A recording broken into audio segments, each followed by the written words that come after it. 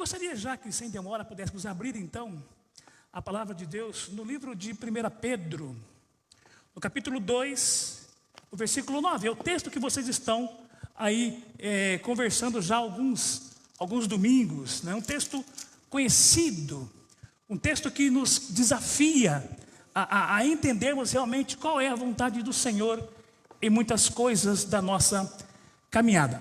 Então, 1 Pedro, capítulo 2, versículo 9, vocês que estão aqui presentes e também os nossos amigos que nos assistem pela internet, né? Sempre é bom lembrar desses queridos que estão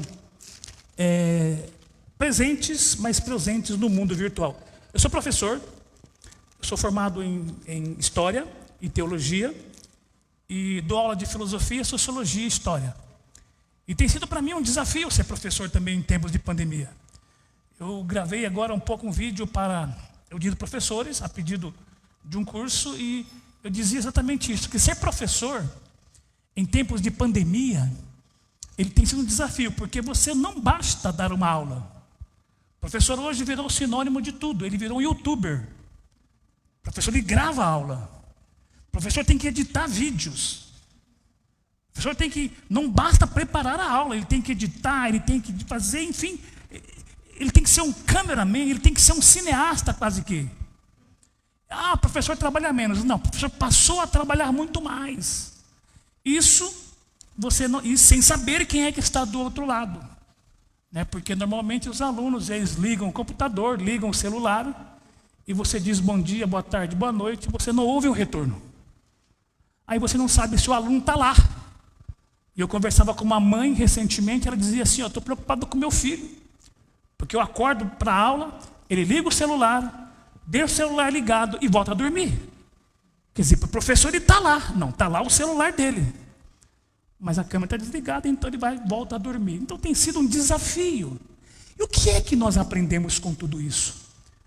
O que é que nós aprendemos com tudo isso? Eu acredito que o livro de Pedro nos ajuda também sobre esses assuntos. Então, 1 Pedro, capítulo 2, versículo 9, o texto que vocês estão debatendo aí, diz assim: vós, porém, sois raça eleita, sacerdócio real, nação santa, povo de propriedade exclusiva de Deus.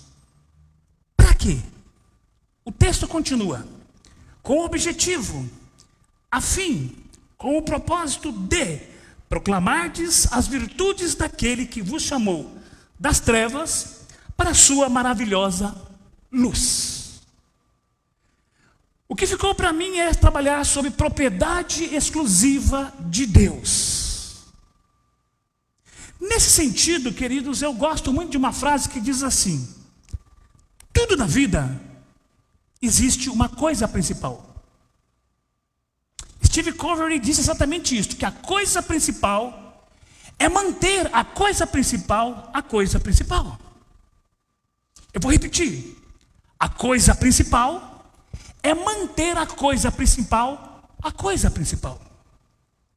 Para tudo na vida existe uma coisa principal.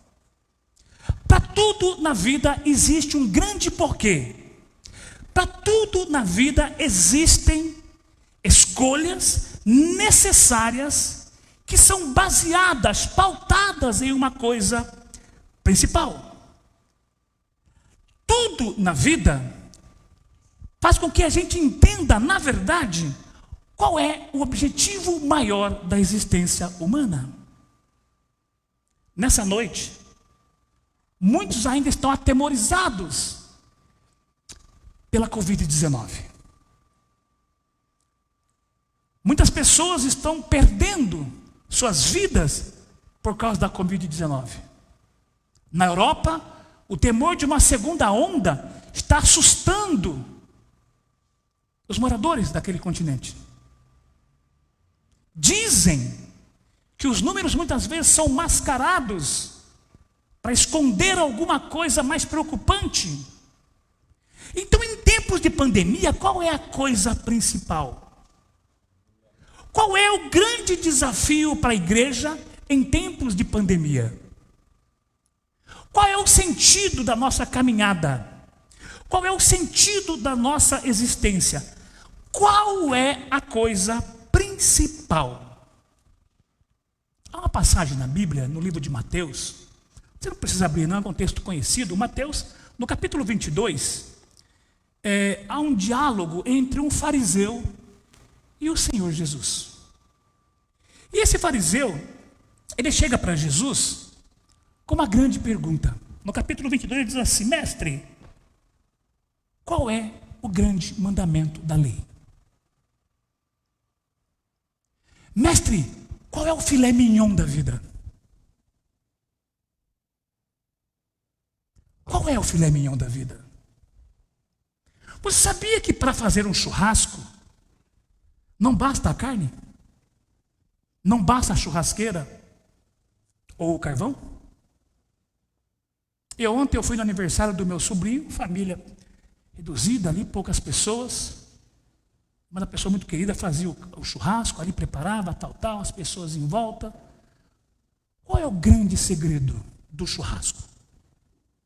Qual é o filé mignon da vida? O filé mignon da vida não é a carne. O filé mignon da vida, naquele momento, naquele churrasco, era estar em comunhão com as pessoas. Era estar presente na vida de alguém. No Dia dos Avós, do ano passado, hoje eu li uma cartinha que a minha neta escreveu para mim. E a minha neta dizia o seguinte nessa cartinha: vovô Edilson, eu te amo muito. Vovô Vera, eu te amo muito. Vovô Edilson, eu amo sentar no seu colo. E vovô, me desculpe, mas eu também amo o Max. Max é meu cachorrinho. Naquele exato momento eu senti o que é a coisa principal. O filé mignon da vida para mim, naquele momento, era entender que a minha neta me amava e gostava de sentar no meu colo. E esse fariseu chega para Jesus e pergunta exatamente isso: qual é o filé mignon da vida? Qual é o grande segredo da caminhada humana? Qual é o grande mandamento? E Jesus lhe responde com muita tranquilidade: amarás o Senhor teu Deus de todo o teu coração, de toda a tua alma e de todo o teu entendimento. Esse é o primeiro mandamento. Mas não fica só nisto. Ele diz: e o segundo, semelhante a este, é: amarás o teu próximo como a ti mesmo. Ou seja, não basta amar a Deus.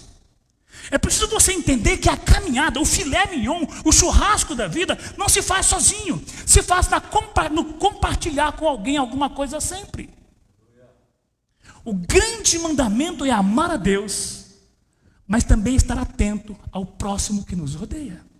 Por isso que em tempos de Covid, o grande desafio para nós é o que diz exatamente a sequência do texto. Destes dois mandamentos dependem toda a lei e os profetas. Se você quiser entender qual é o segredo da vida, ame a Deus, ame o próximo e se ame. Talvez você perguntaria para mim assim: mas Edilson, o que isso tem a ver com o texto de 1 Pedro, capítulo 2, versículo 9? E eu quero dizer exatamente isto. Perceba que no texto, capítulo 2, versículo 9, o apóstolo Pedro faz uma coisa principal. Ele diz uma coisa principal. Ele está falando assim: gente, nós vamos fazer um churrasco.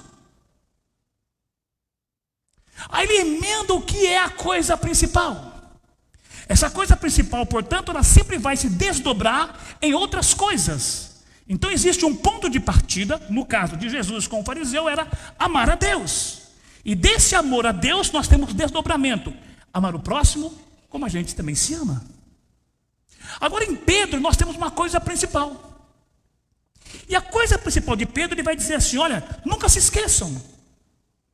Nunca se esqueçam o quê? Vós sois raça eleita.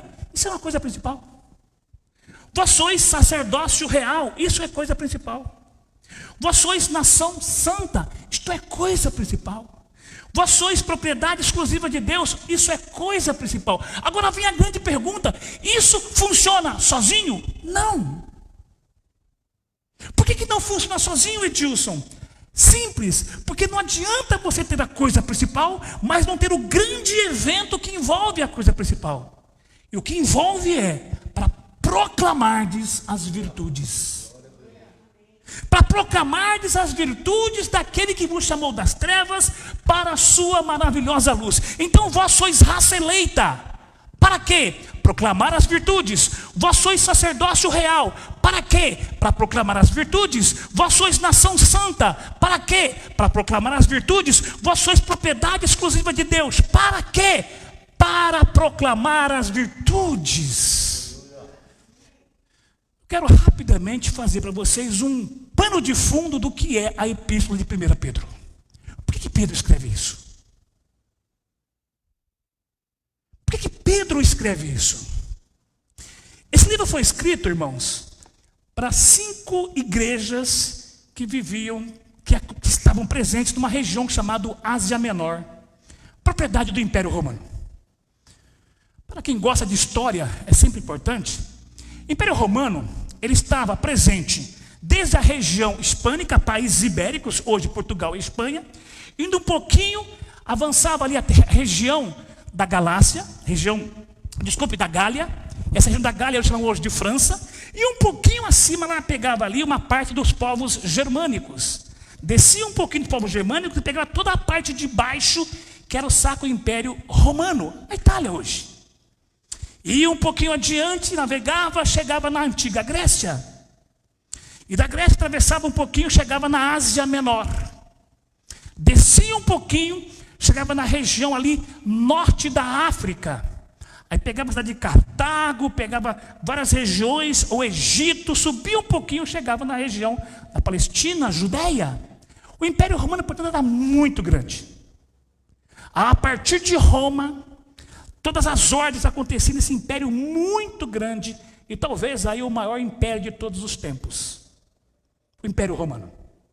Na época, o seu imperador, quando a carta foi escrita, provavelmente entre os anos 62 e 64 da nossa era, então perceba, bem próximo aí de quando Jesus morreu e ressuscitou, 30 e pouquinhos anos depois aí tal, Pedro escreveu essa carta. E o imperador romano era Nero.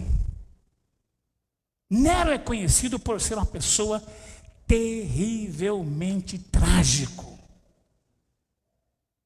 Nero convivia com enormes problemas mentais.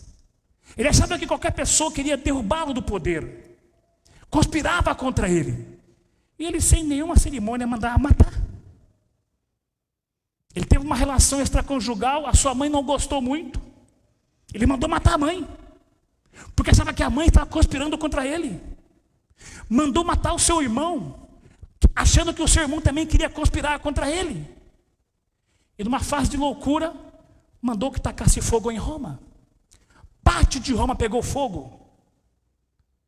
E querendo fugir da culpa, ordenou que os seus maiorais culpassem os crentes, os cristãos da época. Então, começou uma grande perseguição à igreja por volta dos anos 60, 62, 63, 64. Pedro escreve a carta nesse período. Vocês vão passar por um grande problema. Nero é doido. Como manter a calma? Como manter a confiança em Deus quando nós iremos enfrentar uma grande tragédia? Como manter a coisa principal quando a gente vai enfrentar o maior desafio das nossas vidas, que pode inclusive custar a nossa própria vida? Como manter a coisa principal? Se eu perguntasse aqui, certamente para todos vocês, que motivos trouxeram vocês aqui hoje? Ou que motivos vocês aí online estão assistindo este culto? Talvez muitos poderiam responder: eu vim aqui para cultuar a Deus. Outros, quem sabe, responderiam: olha, eu vim aqui porque eu preciso de uma solução para um grande problema. Outro responderia: olha, eu vim aqui porque eu quero ser feliz. Qual é a coisa principal que trouxe você aqui hoje? Pedro escreve esse livro para uma igreja que iria enfrentar uma grande perseguição. Então, não feche a Bíblia, não mantenha sempre aberta aí em Pedro, que eu vou dialogar com vocês um pouquinho sobre ela. No capítulo 4 desse mesmo livro, 1 Pedro, o apóstolo vai dizer o seguinte para os irmãos, no versículo 14, 15, 16, que o cristão não deve sofrer porque ele cometeu algum crime. O cristão não deve sofrer porque ele cometeu algum desatino, um problema, se meteu em negócio dos outros. Mas ele deve sentir alegria. Tendes alegria por sofrerdes pelo nome de Jesus. Se você correr um pouquinho e chegar no livro, no capítulo 2, 19 ao 23, no capítulo 3, do versículo 15 ao 18, Pedro vai dizer assim: o que importa é vocês seguirem os passos de Jesus. O que importa, o filé mignon da vida, é vocês seguirem os passos do Senhor Jesus.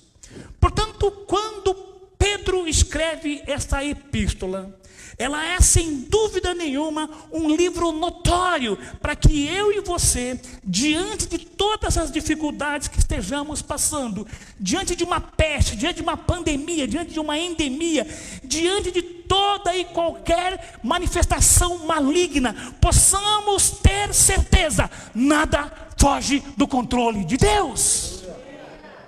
Nada foge do propósito de Deus. Então o filé mignon da vida, meus irmãos, é manter-se firme, confiando de que Deus tem a nossa história, a nossa vida, a nossa caminhada, a nossa trajetória marcada pela presença do Todo-Poderoso.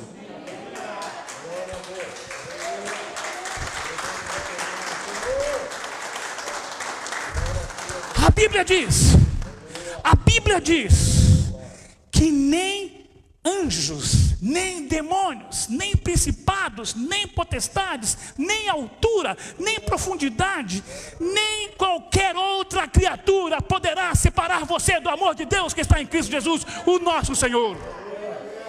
A coisa principal é manter-se firme na coisa principal, no caminho de Deus. Então, de posse disto, Pedro escreve: não se preocupe, irmãos. No capítulo 1, ele desenha a introdução do seu objetivo.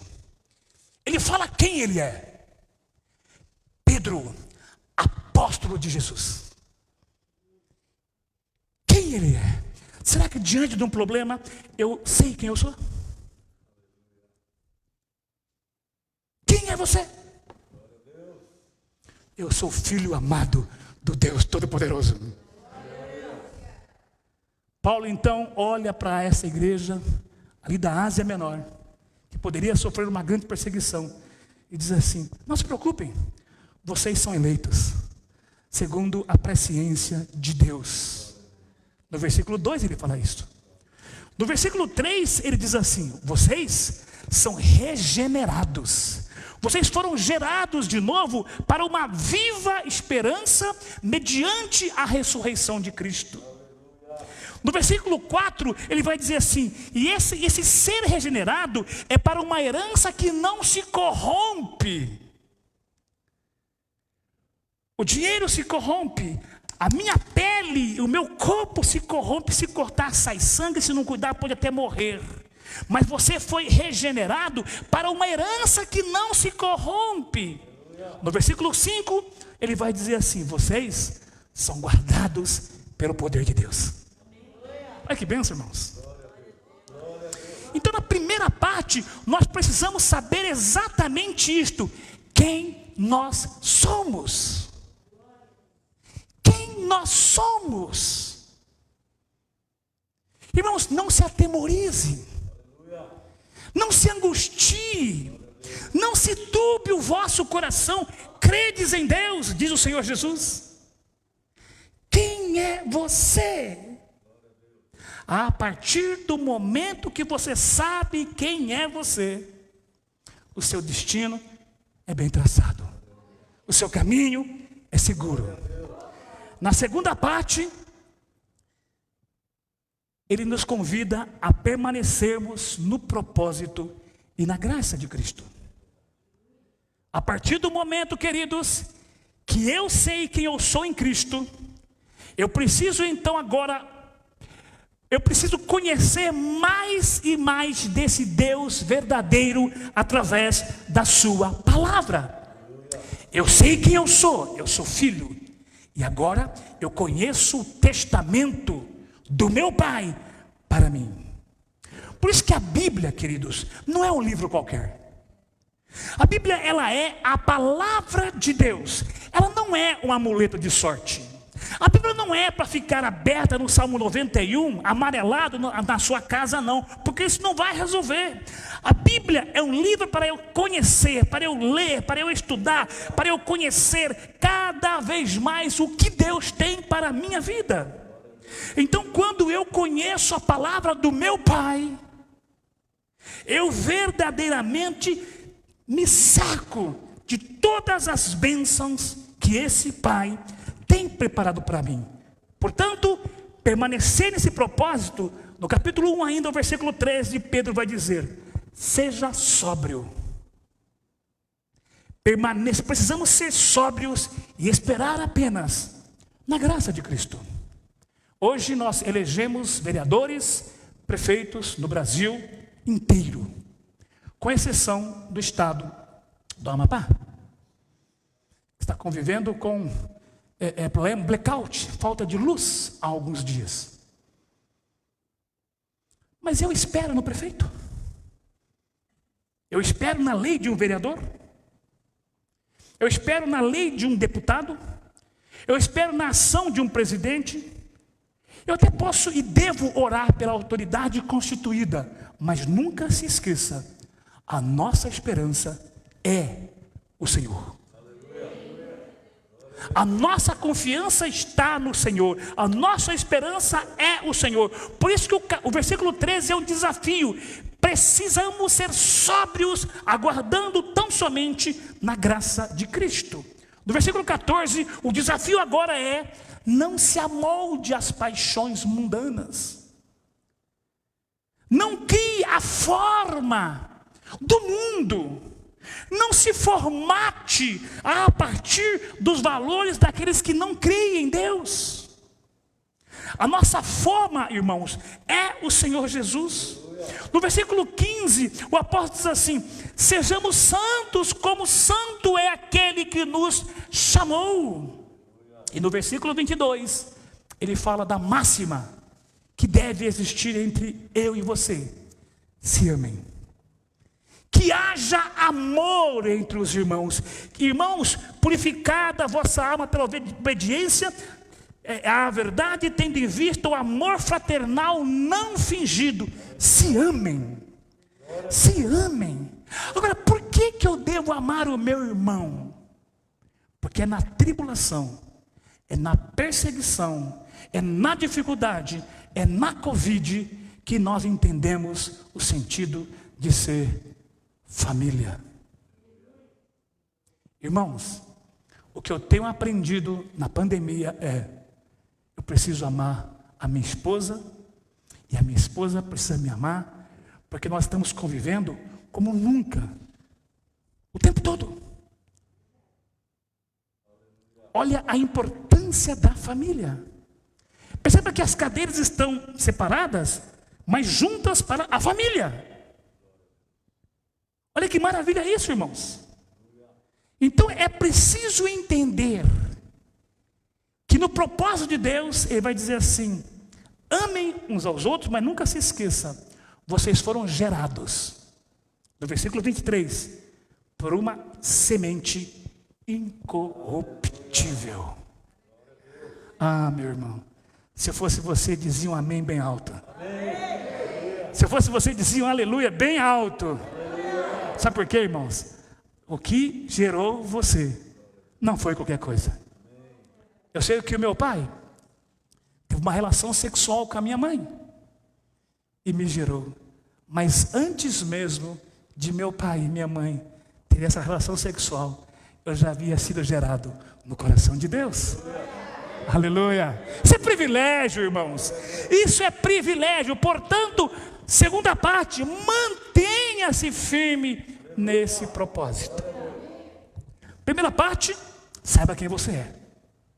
Segunda parte, mantenha-se firme nesse propósito. Terceira parte, somos casa espiritual edificada em Cristo. Pedro sabia que a igreja iria enfrentar uma grande perseguição. Pedro sabia que Nero seria implacável.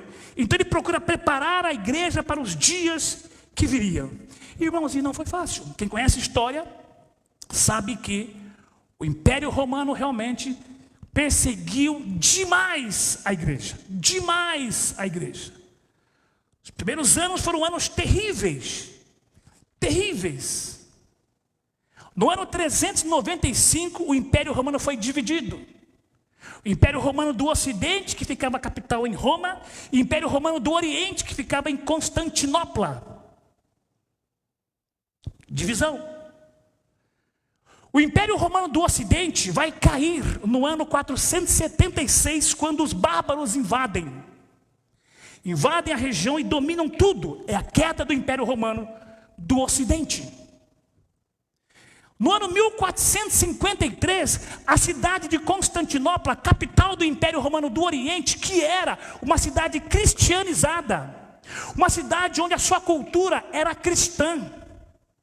Portanto, ainda que Roma tivesse caído lá no Oriente, lá em Constantinopla, lá na Ásia Menor, aquele povo ouvia pelo imperador, pelos religiosos, a palavra de Deus de alguma forma. Então era uma região cristianizada. Mas em 1453, os turcos otomanos invadiram.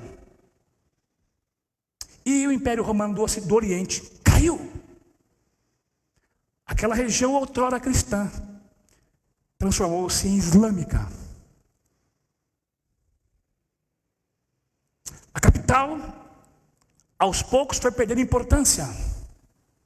No início do século XX, o Império Otomano, a região que hoje é a Turquia, parte da Turquia, auxiliou os alemães na Primeira Guerra Mundial. No comecinho da década de 1920, a cidade de Constantinopla, a cidade de Bizâncio, depois ela foi tirada de capital e passou a ser a cidade de Ankara. E o triste, da Ásia Menor, da região da Turquia hoje, 98% da população é muçulmana, é islâmica.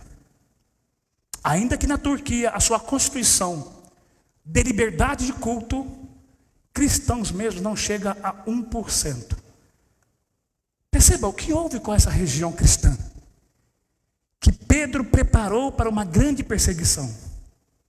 Ela caiu. A igreja deixou de existir como igreja oficial e passou a ser uma minoria da população, porque a esmagadora maioria é islâmica. O que eu quero dizer com isto? Irmãos, eu entendo claramente, ainda que esse templo seja importante, ele não é o filé mignon da sua vida. Ainda que esse terreno seja muito importante, que essa igreja seja muito importante, que esse nome seja muito importante, ele ainda não é o filé mignon da sua vida. Qual é a coisa principal então, professor Edilson? Você é, irmãos, muito mais que esse prédio. Você é casa espiritual que vive e reina para refletir a glória do Senhor Jesus. Você é casa espiritual e dentro de você habita não qualquer imperador, não. Habita o Rei dos Reis, Senhor dos Senhores. Habita o Todo-Poderoso.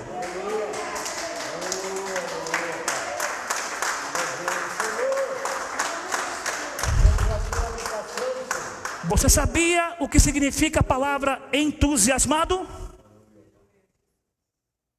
A palavra entusiasmado é uma palavra que tem duas palavras dentro dela. Deus dentro. Enteos. Quando você diz assim, eu estou muito entusiasmado, você está dizendo assim, eu estou cheio de Deus. Na minha vida, Deus está ocupando todas as partes. Deus é tudo em minha vida, aleluia. Portanto, irmãos, não há pandemia. Portanto, meus irmãos, não há Covid, não há doença, não há peste que possa invadir, porque ainda que esse templo seja derrubado, todavia eu, espiritual, me levanto para a glória do Todo-Poderoso. Aleluia. Isso é o Senhor. Então Pedro nos ensina, no capítulo 2, versículo 1 e 2, ele vai dizer assim: irmãos, abandonem o velho homem. Irmãos, abandone esse homem de maldade, deixe para trás essa vida de maldade, essa vida hipócrita, e deseje ardentemente o filé mignon da vida.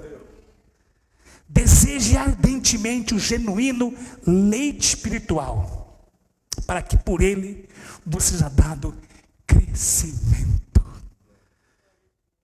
A minha netinha, eu tenho 3 netas. Meu filho tem 30 anos, fez agora dia 12. Ele dizia para mim assim: pai, o meu sonho é, antes dos 30 anos, ter 3 filhos. E esses 3 filhos são 3 meninas. E ele conseguiu. A mais velha, Alice, tem 7 anos. A do meio, Clara, tem 2 anos. E a mais nova, que é a Helena, tem 2 meses. Vitor caprichou nas 3. E ele me conta umas histórias das minhas netas, que é uma coisa que eu fico assim, extasiado. Quando há uma lista de supermercado, a minha nora faz uma lista de supermercado e chega assim para as meninas: vocês não querem aqui também não fazer a listinha? A mais velha: eu quero fazer uma listinha. Ela pede então algumas coisinhas lá, chocolate, coisa de criança. A de 2 anos pede: eu quero carne. E faz lá assim uns bolinhos, tá, umas redondinhas. Isso aqui é o quê? Isso aqui é carne que papai tem que comprar no mercado. E quando a Clara chega na minha casa: vovô, eu quero carne. Eu quero filé mignon. Mas você não quer mamadeira? Não, eu quero carne. Eu quero carne, vovô. Aquela ama um filé mignon. Aquela ama um espetinho. Aquela ama um churrasquinho. 2 anos, sabe o que é bom da vida? Irmãos, desejem isto como a palavra de Deus. Não é um filé mignon que perece, é a palavra incorruptível. Então Pedro diz assim: desejai ardentemente o genuíno alimento que dá crescimento para vocês. Aí no versículo 3, no capítulo 2, ele vai dizer: se é que tendes experimentado que o Senhor é o quê? Bondoso. Irmãos, o tradutor aí, ele foi muito, não vou dizer infeliz, claro que não, mas ele foi muito pequeno ao traduzir o original. A palavra, na verdade, aí é gostoso. Se é que tendes a experiência que o Senhor é gostoso. Irmãos, quando você come uma comida boa, você não fica assim: nossa, que comida bondosa. Você não faz isso. Que comida gostosa. E você come e se lambuza muitas vezes. Você come e se lambuza muitas vezes. Sabe por quê? Porque o Senhor, desfrutar desse Senhor é uma delícia perpetuamente.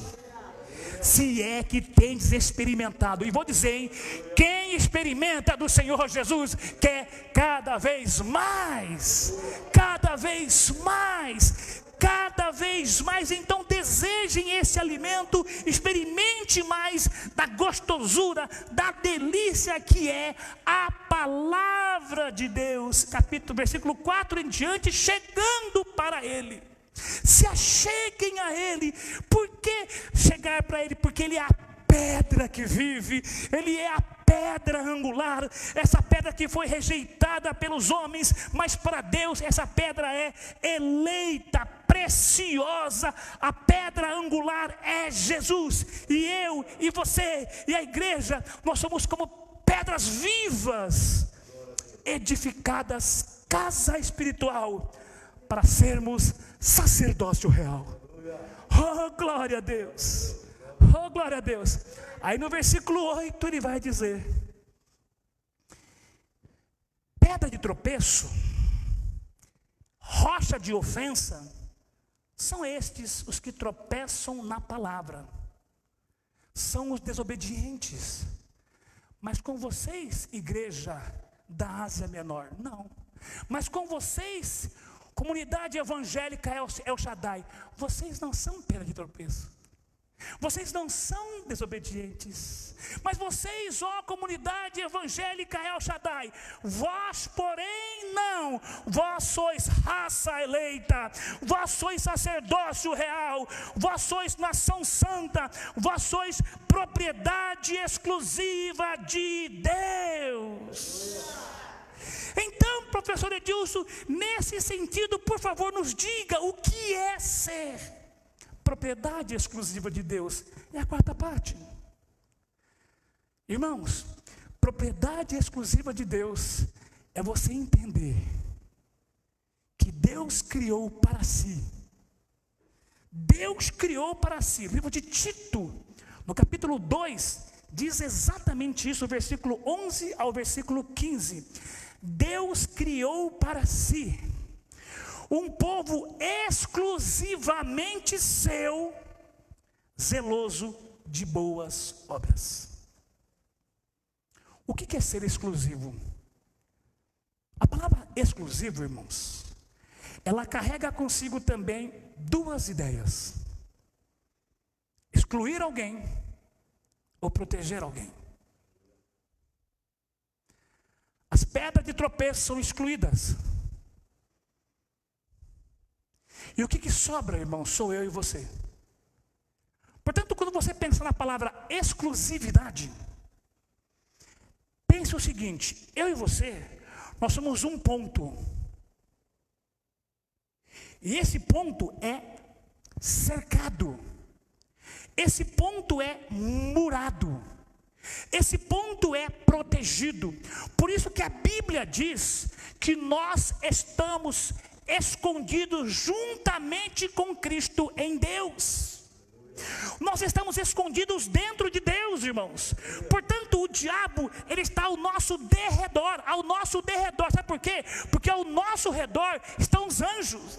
Então, para o diabo, irmãos, vencer você, ele tem que atravessar os anjos. Irmãos, ele tem que derrubar a parede chamada Deus. E, irmãos, ele tem que tirar Jesus que está agarrado com você. Ele não consegue. Porque você é propriedade exclusiva de Deus. Deus protege você, Deus cuida de você, Deus te ajuda, Deus te sustenta, Deus cuida de você. Você é o ponto. E Deus te protege o tempo todo. O tempo todo. O tempo todo. Descanse nisto. Descanse nisso, queridos. Propriedade exclusiva de Deus, irmãos, diz respeito que nós somos filhos autênticos. João capítulo 1, versículo 11 e 12 diz assim: veio para o que era seu, mas os seus não o receberam. Mas todos aqueles que o receberam, deu-lhes o poder de serem chamados filhos de Deus. Propriedade exclusiva de Deus é ser filho autêntico. Exclusividade também diz respeito a ser selado com o Santo Espírito da promessa. Efésios capítulo 1, versículo 13 e 14 diz que nós recebemos o Espírito, que é o selo, irmãos, que é o penhor da nossa ressurreição. Portanto, queridos, quando recebemos esse selo, nós estamos marcados com as características de Cristo, e esse selo é a garantia de que a nossa vida, carta viva, pedra viva, chegará ao seu destino. Pôr uma carta no correio sem selo, ela não sai do lugar. Por isso que nós somos selados. Porque o nosso destino é a eternidade com Todo-Poderoso. Irmãos, você não é órfão. Você tem um pai. E esse pai te chama de filho. 3 razões para sermos propriedade exclusiva. Por que eu posso dizer, pastor Ronaldo, que eu sou propriedade exclusiva? 3 razões. Primeiro, Deus me criou. Diga assim com você mesmo: Deus me criou. Deus me criou. Mais forte: Deus me criou. Deus me criou. Irmãos, Deus não errou no seu propósito. Deus não errou no seu projeto. Deus não foi pego de surpresa com você. Deus criou você, segundo Gênesis, conforme a sua imagem e a sua semelhança. Você tem a semelhança moral e espiritual do teu Pai. E Ele tem com você uma relação perfeita. Você eu sou, nós somos reflexo da grandeza e imagem do nosso Pai. Nós somos obra-prima das suas mãos. Irmãos, quando você conhece a sua origem, você tem certeza do teu futuro. Qual é o meu futuro, professor Edilson? Qual é o meu futuro? O teu futuro está nas mãos de Deus. O que é uma Covid diante da eternidade com Deus? Nunca se esqueça, Deus criou você, primeira razão. Segunda razão, Deus formou você. Criação é projeto. Formação é detalhamento do projeto. Fomos formados. Fomos trabalhados. E Deus nos formou de uma maneira única, singular, exclusiva. Irmãos, nada pode ser comparado à beleza do teu corpo. Olha que perfeição é você. Olha que máquina é você. Tudo funciona. Tudo perfeito. O Salmo 139, o salmista nos lembra isto de uma maneira assombrosamente maravilhosa. Eu fui formado, Deus me teceu no ventre de minha mãe. Quando nada havia ainda, Deus estava trabalhando naquilo que eu sou. E mais, nenhum fio do meu cabelo cai, se não for por ordem, determinação, consentimento desse Deus que me formou. Você é único. Muitos dizem que as pessoas são substituíveis. Irmãos, eu repreendo isso em o nome do Senhor Jesus. Nós não somos substituíveis. Sabe por que não? Porque o meu DNA é só meu. Se eu morrer, o meu DNA morre. Ninguém ocupa o meu DNA. Ele é só meu. Deus conhece cada célula das milhões de células existentes no meu corpo. Cada uma delas. E elas não são iguais às suas. O que podem substituir é o meu trabalho, é aquilo que eu faço. Se porventura acontecesse alguma coisa comigo e não pudesse estar aqui com vocês hoje, certamente o pastor Ronaldo vinha aqui e pregaria. O meu trabalho, aquilo que eu faço, é substituído. Por isso que eu entro num colégio sabendo que depois eu posso ser mandado embora. O meu trabalho é substituível. O Edilson jamais podem substituir, porque eu sou único. Você é único. Então entenda, Deus formou você como exclusivo. Não existe no mundo inteiro alguém como você. Olha que Deus, irmãos. E última razão, Deus remiu você. Você estava perdido. Você estava distante. Você estava separado. O versículo 10 do capítulo 2 de Pedro diz isso.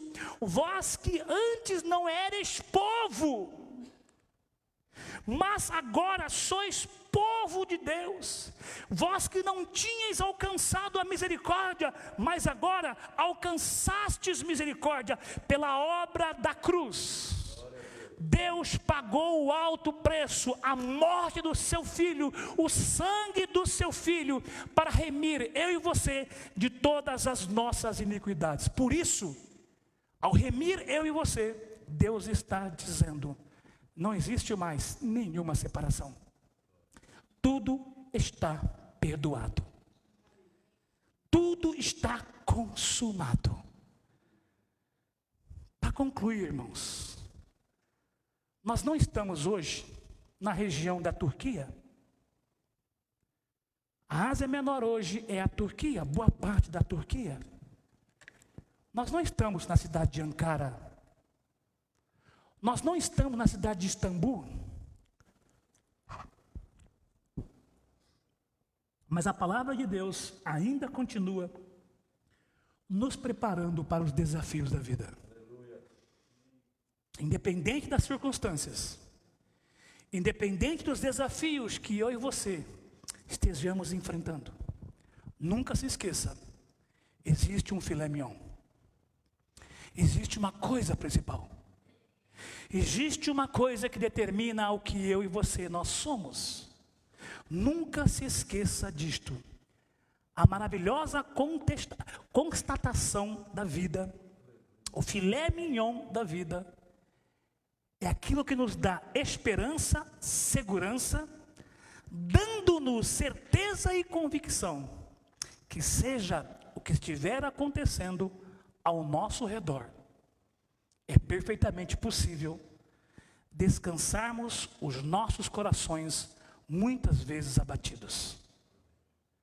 Se o teu momento é de provação, se o teu momento é de dificuldade, nunca se esqueça, propriedade exclusiva de Deus é o filé mignon da vida, porque você está escondido dentro de Deus. Descanse, portanto, meu querido irmão, nessa bendita promessa e esperança.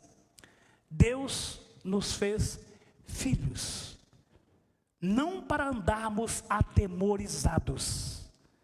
Deus nos fez propriedade exclusiva dele, não para vivermos macambuzos, maracujá de gaveta, enrugado, reclamando, murmurando, lamentando. Deus não criou você para isto. Por isso que o grande filé mignon da vida, nunca se esqueça, de acordo com Pedro, é ser propriedade exclusiva de Deus. Para quê? Para quê? Para que eu quero ser propriedade exclusiva de Deus? Prepare o churrasco. Convide os seus amigos. Sirva o filé mignon. Sirva o refrigerante. Sirva o suco de laranja. E você vai ver como que as pessoas vão chegar perto de você e querer desfrutar do filé mignon que a vida está te proporcionando. Traduzindo, nós somos propriedade exclusiva de Deus para anunciarmos, para proclamarmos as virtudes daquele que nos chamou das trevas para a sua maravilhosa luz. Ou como diz o apóstolo Paulo, nós somos o bom perfume de Cristo. Amém? Que vocês continuem abençoados. Amém.